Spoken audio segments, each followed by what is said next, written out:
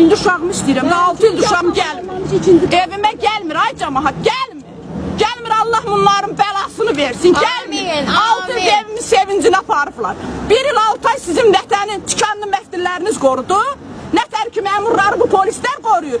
Eləcə də mənim uşağım 1 il 6 ay sənin vətənini qoruyubdur. İndi mənim uşağımın haqqını ver, da, haqqını ver. Haqqını vermirsən, özünə ver, ay yıxsın, ay çıran keçsin. Balanı balamın dalından geçsin. Mən çəkən əzizlərim çəksin, anam başını arvadım çəksin. Balamı istəyirəm, balamın haqqını istəyirəm. Xəstə salıbsan, yol atası xəstədir, infarkt geçirdirdi. Məni xəstə salıbdır, qardaşını xəstə salıb. Balamı istəyirəm, ay şərəfsizlər. Sının qəbulunda olmuşu, xanı nəticə, xanı nəticə. Verdiyim uşağımı istəyirəm da sizdən. Mən onu nə zulümlə yekələndirdim, nə əziyyətlə anan ölsün, nə əziyyətlə, əyninə başına aldım, nə əziyyətlə. Devlət 1 manat vermədi ki, ala quş, indi çörəyin qiymətini qaldırıbdır. Sən bilirsən kasıblar nə tər dolanır?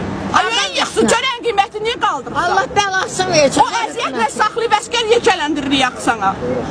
Çərsi bir əskər öldürüb qapımıza göndərsin, Allah bəlanızı versin o.